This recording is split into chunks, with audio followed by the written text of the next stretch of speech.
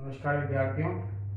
आज का हमारा जो कंटेंट है वो इलास्टिसिटी ऑफ डिमांड पर है, यानी मांग की लोच के बारे में हम अध्ययन करेंगे। इससे पूर्व का जो व्याख्यान मैंने आपको दिया था वो लॉ ऑफ डिमांड के संदर्भ में था, यानी मांग के नियम के संदर्भ में। यानी मांग का नियम कंज्यूमर बिहेवियर का बहुत इंपॉर्टेंट टॉपिक जो है होता है कि उपभोक्ता का व्यवहार क्या रहता है जब बाजार में अन्य बातें समान रहे और मूल्य में परिवर्तन हो। उसमें आपने ये पढ़ा था, जैसा कि मार्शल ने स्पष्ट किया मांग के नियम को स्पष्ट करते हुए, कि अन्य बातें समान रहे यानी आय, फैशन, रुचि, स्वभाव, देश की जनसंख्या में किसी भी प्रकार का परिवर्तन नहीं हो तो मांग और मूल्य में विपरीत संबंध पाया जाता है। यानी मांग का नियम एक कथन मात्र, एक स्टेटमेंट है जो मूल्य में परिवर्तन के परिणाम स्वरूप उसकी मांग मात्रा में होने वाले परिवर्तन की दिशा को बताता है। That is the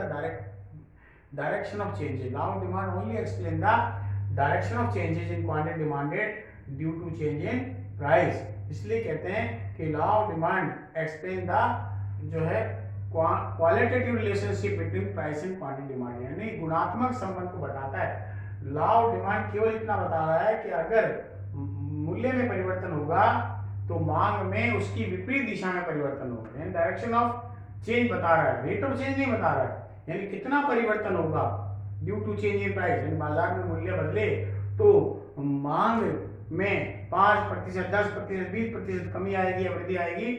law of demand does not explain, यानी इसको नहीं करता। इसके लिए फिर क्या करना पड़ता है? इसके लिए हमें इलास्टिसिटी ऑफ डिमांड, यानी जिसको आप कहते हैं concept of elasticity of demand भी कह सकते हैं, मांग की लोच की अवधारणा का हमें अध्ययन करना पड़ता है। जिस प्रकार आपने देखा मांग के प्रकार 3 होते हैं generally, price demand, income demand and number 3 cross demand. उसी प्रकार से जो है उसकी इलास्टिसिटी भी 3 प्रकार से जज की जाती है। एक प्राइस इलास्टिसिटी होती है क्योंकि मूल्य में परिवर्तन से मांग में परिवर्तन का माप देखा जाता है। नंबर 2 इनकम में चेंज होने पर कंज्यूमर की डिमांड पर क्या प्रभाव पड़ता है वो देखा जाता है। और क्रॉस इलास्टिसिटी जिसको आप आड़ी लोच कहते हैं, उसमें जो है वाई वस्तु के मूल्य में परिवर्तन होने पर एक्स वस्तु की मांग में परिवर्तन का जो है वो वैल्यूएशन करके देखा जाता है। तो मांग की जो लोच है आज हम जो अध्ययन करेंगे वो केवल कीमत लोच के बारे में करेंगे। हम आय लोच और आड़ी लोच को बाद में पढ़ेंगे। कीमत लोच की जो अवधारणा है वो भी प्रोफेसर मार्शल की देन है, और मार्शल ने कीमत लोच की अवधारणा को स्पष्ट करते हुए लिखा है कि मांग की कीमत लोच किसी वस्तु के मूल्य में आनुपातिक परिवर्तन होने पर या प्रतिशत परिवर्तन होने पर उसकी मांग मात्रा में होने वाले अनुपातिक अथवा प्रतिशत परिवर्तन का माप होता है, मेजरमेंट। इसको हम इस प्रकार भी कह सकते हैं कि the concept of elasticity of demand या price elasticity of demand explain the quantitative relationship between price and quantity demanded, यानी मांग की कीमत लोच किसी वस्तु के मूल्य में आनुपातिक परिवर्तन होने पर उसकी मांग मात्रा में होने वाले अनुपातिक परिवर्तन का माप है, या हम यूं कह दें मूल्य और उसकी मांगी की मात्रा में परिमाणात्मक संबंध को व्यक्त करने वाला जो कंसेप्ट है, जो अवधारणा है, वो कीमत लोच कहलाती है। मार्शल ने एक जनरल फॉर्मूला भी दिया। अगर मैं आपको बताऊं कि मांग के नियम और मांग के कीमत लोच में क्या अंतर है। मांग का नियम एक गुणात्मक कथन है, एक स्टेटमेंट है जिसको आप इन्वर्टेड कॉमा में लिखते हैं कि यदि अन्य बातें समान रहे तो मांग और मूल्य में विपरीत संबंध पाया जाता है। जबकि मांग की कीमत लोच की अवधारणा एक परिमाणात्मक संबंध को बताती है, यानी यह अवधारणा किसी वस्तु के मूल्य में परिवर्तन होने पर उसकी मांग मात्रा में परिवर्तन की दर को स्पष्ट करती है, रेट ऑफ चेंजेस को। जबकि law of demand direction of changes को बताता है। वो ये कहता है ऐसा होगा, मूल्य बढ़ेंगे मांग गिरेगी, मूल्य जो है घटे, मूल्य बढ़ेंगे जो है मांग घट जाएगी, और मूल्य घटेंगे मांग बढ़ जाएगी। कितनी बढ़ेगी कितनी घटेगी law of demand does not explain, but the concept of the price elasticity explain the how much change in the quantity demanded due to change in price, यानी परिवर्तन की दर को बताता है। और इसी आधार पर प्रोफेसर मार्शल ने एक यूनिवर्सल फॉर्मूला दिया कि अगर इफ यू वांट टू जज, if you want to evaluate the price elasticity, then we can adopt या then we can take a formula, और वो फॉर्मूला मार्शल का ये था EP बराबर delta Q upon delta P multiply by P upon Q. इसका मतलब क्या है? इसका मतलब है यहाँ पर EP का मतलब है प्राइस इलास्टिसिटी, यानी मूल्य लोच। चेंज इन क्वांटिटी का मतलब है, डेल्टा क्यू का मतलब है चेंज इन क्वांटिटी डिमांडेड, यानी मांग में परिवर्तन। डेल्टा पी का मतलब है चेंज इन प्राइस, और पी का मतलब यहाँ पर प्राइस इनिशियल प्राइस है, और क्यू का मतलब यहाँ पर इनिशियल डिमांड है। फॉर एग्जांपल अगर हम एक एग्जांपल लें, ये प्राइस दे रखा है और ये क्वांटिटी डिमांडेड है। इफ यू वांट टू जो है जज the price elasticity, we take the two price and two quantity demanded. आप सोचें कि मैं ये कहूं कि 5 रुपए पर किसी वस्तु की मांग 20 इकाई की थी, और अगर हम कहें कीमत तो उस निकालना नहीं निकाल सकते। आपके पास 2 लेवल प्राइस के होने चाहिए, और 2 लेवल ही आपके पास में क्वांटिटी डिमांडेड का होना चाहिए, जैसा कि मैंने इस एग्जांपल में लिया है। यहाँ पर मैंने लिखा है प्राइस और क्वांटिटी डिमांडेड। जब बाजार में वस्तु का मूल्य 6 रुपए प्रति इकाई था, 10 इकाई की मांग थी, मूल्य गिर गया, 6 से 4 हो गया, मांग 10 से बढ़कर 16 हो गई। इफ वी जो है टेक द फॉर्मूला, यानी मार्शल का फॉर्मूला लें, उसको अप्लाई करें, तो हम प्राइस इलास्टिसिटी का जजमेंट कर सकते हैं। जैसे EP बराबर यहाँ दिया delta Q upon delta P multiply by P upon Q.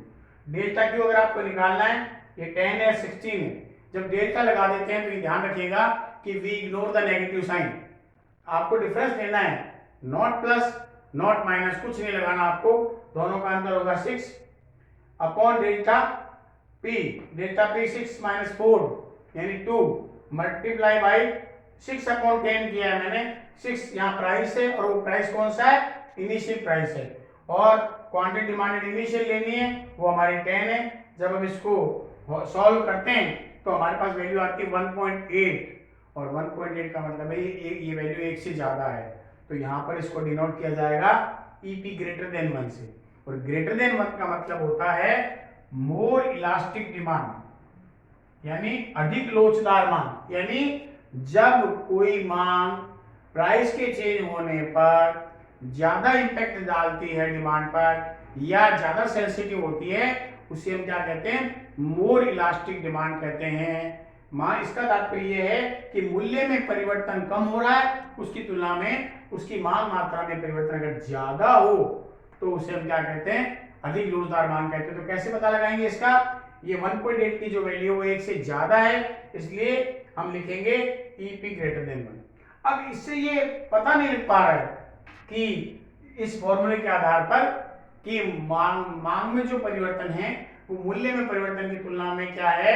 ज्यादा है, लेकिन जज नहीं हो पा रहा है। तो इसके लिए वी टेक द 2 फॉर्मूलाज, अलग और फॉर्मूला दिए हैं। एक प्रोपोर्शनेट मेथड है, यानी अनुपातिक विधि है, जिसको प्रतिशत विधि भी कहते हैं। तो मैं इसको भी आगे जो है इन दोनों फॉर्मूले से भी आपको एक्सप्लेन करके बताता हूँ। इसको अगर प्रोपोर्शनेट मेथड से अगर करें, अनुपातिक विधि से करें, तो अनुपातिक विधि से इसका फॉर्मूला क्या होगा? EP बराबर proportionately change in quantity demanded upon proportionately change in price, यानी मांग में अनुपातिक परिवर्तन बटा मूल्य में अनुपातिक परिवर्तन। अब इनकी दोनों की वैल्यू आपको अलग अलग निकालनी है, अलग अलग वैल्यू कैलकुलेट करनी है। सबसे पहले हम लेंगे proportionately change in quantity demanded. इसका फॉर्मूला होगा change in demand upon initial demand. अब आप वापस उसी फॉर्मूले पर आइए जो मैंने इनिशियल में लिया था। चेंज इन डिमांड का मतलब डिफरेंस बिटवीन 10 16 या 16 10 6 हो गया, अपॉन इनिशियल डिमांड कितनी है? 10, तो ये आ गया 6 अपॉन 10, या हम और इसको छोटा करें तो ये आपका अनुपात बन गया 3 अपॉन 5। उसी प्रकार सेकंड आप लेंगे प्रोपोर्शनेटली चेंज इन प्राइस, और प्रोपोर्शनेटली चेंज इन प्राइस का जो फॉर्मूला होगा वो होगा change in price upon initial price. Change in price कितना है? 6 है, चेंज इन प्राइस है 2, 6 माइनस 4 अपॉन इनिशियल प्राइस है 6, तो ये कितना हो गया? 2 अपॉन 6 या 1 अपॉन 3, या कितना हो गया? 1 अपॉन 3। जब दोनों आपके पास में प्रोपोर्शनेटली चेंज इन डिमांड और प्रोपोर्शनेटली चेंज इन प्राइस आ गया, तो we substitute the value in the formula. जब आप इस फॉर्मूले में रखेंगे तो क्या फॉर्मूला है आपका? EP equal to proportionately change in quantity demanded upon proportionately change in price. तो इसका तात्पर्य हो गया 3/5, 3/5 अपॉन 1/3। और जब आप इसको डिवाइड करेंगे तो ये हो जाएगा 3/5, ये मल्टीप्लाई का चिन्ह लग जाएगा, नीचे वाली वैल्यू कन्वर्ट हो जाएगी, 3/1 हो जाएगा, और ये हो गया 9/5। तो ये कितना हो गया, ये हो गया 1.8 हो गया। और इसका मतलब सेम वही आ गया जो आपका पहले आया था 1.8। 9/5 करते ही डिवाइड करेंगे तो कितना हो जाएगा 1.8, और 1.8 का मतलब होता है EP ग्रेटर देन 1। लेकिन अब इससे भी पता नहीं लिख पा रहा है कि डिमांड में जो चेंज है वो प्राइस की तुलना में ज्यादा है, then we can apply the percentage method. और परसेंटेज मेथड बहुत सिंपल होता है, proportionately method and percentage method are similar, no change. If we multiply the proportionately change in demand or proportionately change in price by 100, then we get percentage change in quantity demanded और percentage change in price। First कैसे देखिएगा, आपने proportionately change in demand निकाला था 3/5 और आपने 1/3 निकाला था proportionately change in price। दोनों को आप अलग अलग 100 से मल्टीप्लाई कर दीजिए तो आपके पास में परसेंटेज आ जाएगी। कैसे आएगी, 5 से 5 में 10, ये 60% आ गया और ये आ गया 33.33%। और अब आप तुरंत देख पा रहे हैं कि मूल्य में केवल परिवर्तन हुआ है 33.33%। आप देख रहे हैं डिमांड में जो परिवर्तन हुआ है वो 60% है। और अगर परसेंटेज मेथड को अप्लाई करें तो EP बराबर होगा percentage change in quantity demanded upon percentage change in price. 60% upon 33.33% अगर करें तो ये वापस 1.8 ही आएगा और ये रिप्रेजेंट कर रहा है EP ग्रेटर देन 1। तो आप किसी भी तरीके से अगर आप निकालें, if you apply the proportionate method, if you apply the percentage method, both are similar, और इससे आप तुरंत आइडेंटिफाई कर सकते हैं कि यहाँ पर जो मांग की कीमत लोच है वो इकाई से अधिक है। अगला हमारा जो कंसेप्ट आता है वो है डिग्रीज ऑफ प्राइस इलास्टिसिटी, यानी मांग की कीमत लोच की श्रेणियां। देखिए अर्थशास्त्रियों ने लिखा है और हम भी ये जानते हैं कि मूल्य में परिवर्तन होने पर ये निश्चित है मांग में परिवर्तन आएगा, लेकिन ये निश्चित नहीं है कि परिवर्तन जो है वो कम आएगा या ज्यादा आएगा या समान रहेगा। कुछ वस्तुओं की मांग मूल्य परिवर्तन से ज्यादा प्रभावित होती है और कुछ वस्तुओं की मांग मूल्य परिवर्तन से कम प्रभावित होती है। ऐसी स्थिति में अर्थशास्त्रियों ने मांग की कीमत लोच की श्रेणियों को 5 भागों में वर्गीकृत किया है, यानी इसको जो क्लासिफिकेशन किया है वो 5-10 किया। मैं आपको फिर बता दूं 5 जो डिग्रीज है उसका एक एक का नाम आपको बता रहा हूं। सबसे पहले है परफेक्टली इलास्टिक डिमांड, इसको बोलते हैं पूर्णतः लोचदार मांग, और इसको डिनोट किया जाता है EP इक्वल टू इन्फिनाइट, यानी इन्फिनाइट का मतलब अनंत। और जो है ये मैं आपको इसका जो है इस प्रकार की जो कीमत लोच है वो काल्पनिक है, फिक्टिशियस है, ऐसी कोई भी कीमत लोच आपको देखने को नहीं मिलेगी, लेकिन फिर भी इसका स्टडी या अध्ययन किया जाता है।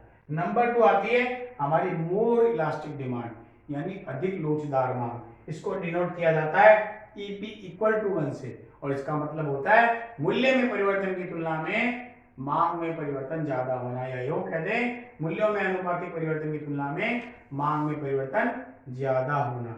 तीसरी होती है इलास्टिक डिमांड, जिसको यूनिटरी भी कहते हैं, यूनिटरी इलास्टिक डिमांड, यानी इकाई के बराबर मांग की लोच। और इकाई के बराबर मांग की लोच का मतलब है जितना प्रतिशत अथवा अनुपातिक परिवर्तन किसी वस्तु के मूल्य में हो ठीक उतना ही परिवर्तन अगर उसकी मांग में हो। फॉर एग्जाम्पल मूल्य में परिवर्तन हुआ 10% का, मांग में परिवर्तन भी 10% का हुआ, इसको बोलते हैं, इसको डिनोट किया जाता है इक्वल टू 1। क्यों? क्योंकि जब 10 को 10 से डिवाइड करेंगे देन वी गेट द 1, और 1 रिप्रेजेंट करता है कि दोनों में परिवर्तन बराबर है। चौथा आता है बेलोचदार मांग, अनइलास्टिक डिमांड, इसका तात्पर्य इसको EP लेस देन 1, यानी 1 से कम इसकी वैल्यू आती है, इसको बेरोजगार कहते हैं। और इसका तात्पर्य होता है मूल्यों में परिवर्तन की तुलना में या मूल्य में अनुपातिक परिवर्तन की तुलना में मांग मात्रा में परिवर्तन क्या हो, कम हो, यानी उसमें इलास्टिसिटी कम हो, जिसमें सेंसिटिविटी कम हो, बेलोचदार हो। लोचदार और बेलोचदार में ये अंतर है कि जो मूल्य परिवर्तन से कम प्रभावित हो। और अंतिम आती है प्रथम जो आपने पढ़ी है, पूर्णतः लोचदार मांग का बिल्कुल उल्टा है, रिवर्स है, परफेक्टली अनइलास्टिक डिमांड, पूर्णतः बेलोचदार मांग। और पूर्णतः बेलोचदार मांग का मतलब होता है मूल्य में अत्यधिक परिवर्तन होने पर भी मांग स्थिर है, ऐसा कभी नहीं हो सकता। इसलिए ध्यान रखिएगा, 5 डिग्री में आपको कराऊंगा, एक एक अलग अलग लेंगे, उसके अपने डायग्राम भी लेंगे, लेकिन फर्स्ट एंड फिफ्थ जो है वो दोनों डिग्री काल्पनिक है, क्योंकि price is the very sensitive factor which influence the demand. और यहाँ पर दोनों ही परिस्थितियों में, यानी जहां पर ये माना गया है कि मूल्य स्थिर है, मांग बदल रही है, और एक मूल्य में परिवर्तन है लेकिन मांग स्थिर है, ऐसा कभी नहीं होता। इसलिए व्यवहारिक अगर अपन देखें तो 3 प्रकार की इलास्टिसिटी आपको देखने को मिलेगी, या तो ग्रेटर देन 1 होगी, या इक्वल टू 1 होगी, या फिर लेस देन 1 होगी। तो इस प्रकार से हम लेंगे, कितना हो गया 16। कल हम इस की डिग्रीज है उसके बारे में विद एग्जाम्पल एंड डायग्राम जो है स्टडी करेंगे।